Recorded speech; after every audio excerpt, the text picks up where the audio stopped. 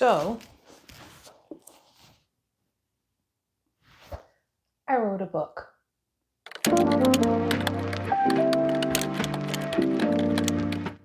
Hello world, Mia here, and I have finished a novel.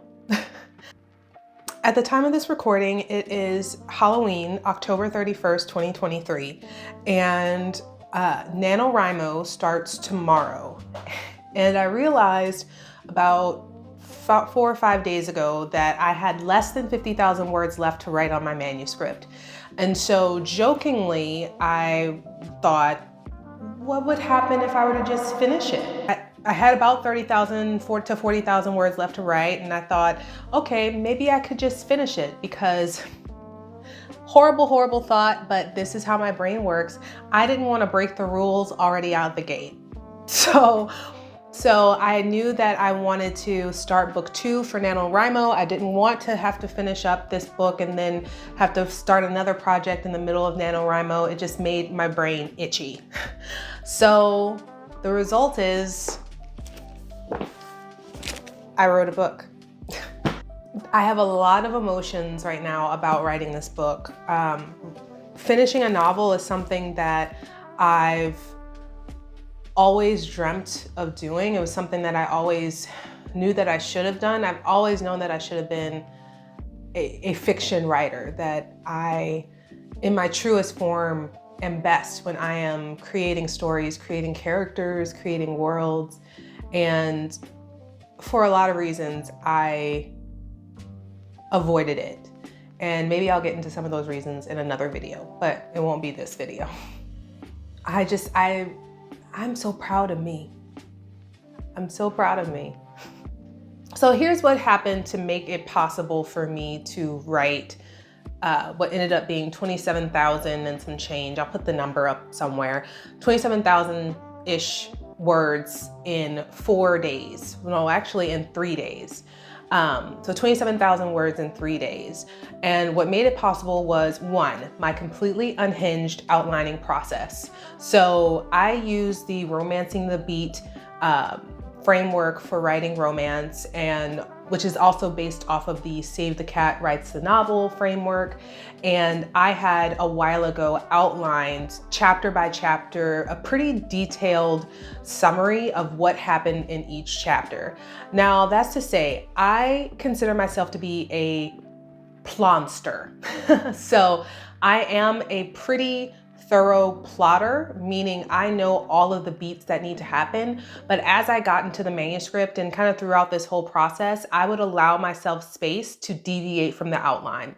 So sometimes that meant that chapters that I thought were going to be in a certain order ended up getting flipped, or new scenes needed to be added in as I got further and further into the manuscript. So I was able to have that framework to say, okay, I know that next this needs to happen, but then that was just a starting point. I allowed myself to figure out what other steps needed to happen, or other chapters needed to be added into the story to make it complete. The other thing that happened in the process that I thought was really freeing is that this whole entire time I've had this target of, I need to write an 80,000 word novel.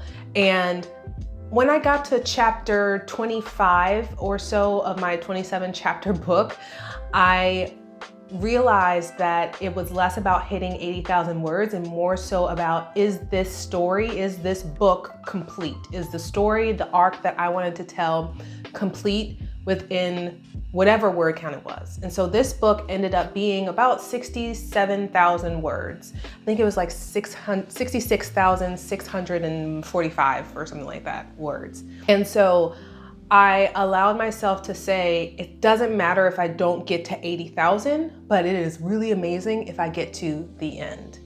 So that was the other thing that I did that really made this whole thing freeing and made this whole thing like such a healing experience in writing this book. Also, we have a title. So book one, the title of book one is Say You Will. I am writing as myself, Mia Frances Poulin. That is my full name.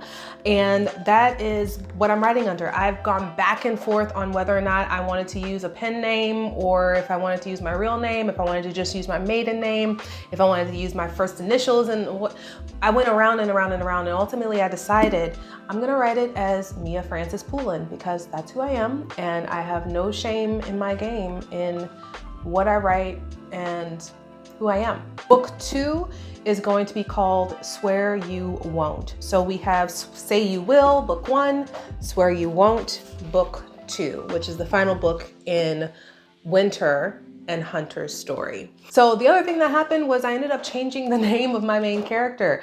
So she's had about 4 name changes at this point, and I landed on my main character's name being Winter.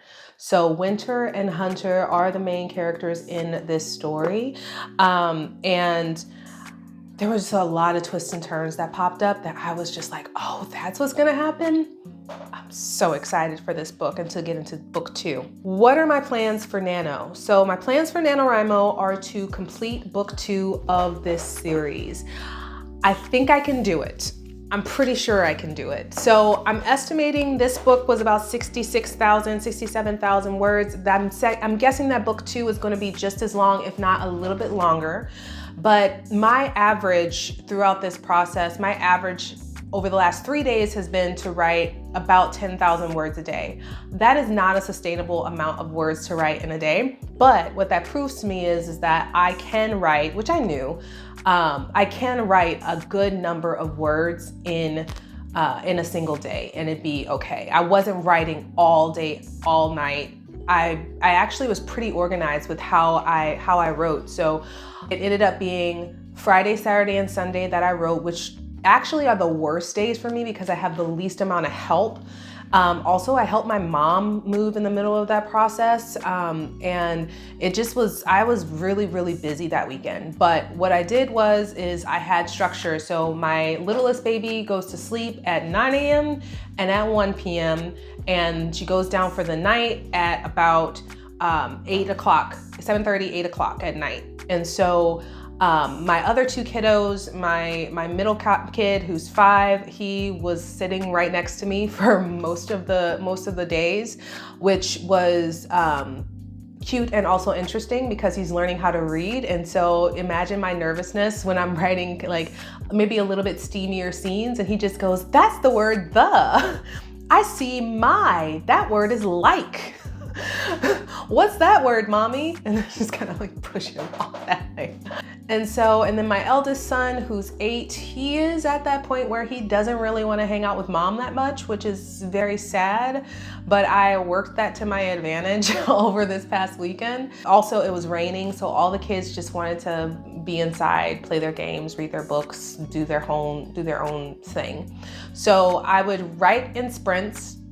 I work really well with timers. I am a big believer in the Pomodoro timer method. And so I would do 25 to 45 minutes of focused work, 10, 15-minute break, 25 to 45 minutes of work, so on and so forth. The thing that really helped me out was Sunday was my lowest writing day. I only got about 6,000-ish words written on Sundays. Saturday, I had a pretty good day. I got almost 10,000 words written. I got like 9,000 and some change written, but I was able to cross 50,000 words on that day. And yesterday or Monday, I actually wrote 11,000 words on Monday. And so that was a little crazy. So what's next for the book? Well, I am going to go through, and the reason why I printed this out, besides making me not want to edit it more and tinker more, was I am going to edit this myself first. I'm going to go through it for kind of major developmental things, any glaring typos, run-on sentences that may have snuck in there, and I'm going to do my edit first. Then I am searching for alpha readers to give me general feedback, and I would likely seek out my sensitivity readers at this stage as well. That way we don't get too far into the revision process without having one round of sensitivity readers to assess the book. So I'm looking for sensitivity readers, specifically autistic sensitivity readers, ideally non-speaking autistic individuals who can perform my sensitivity reads, because I have a non-speaking autistic character in my book.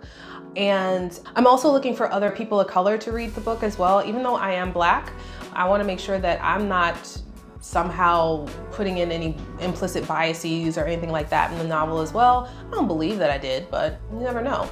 I'm open to having things be brought to my attention on all of it.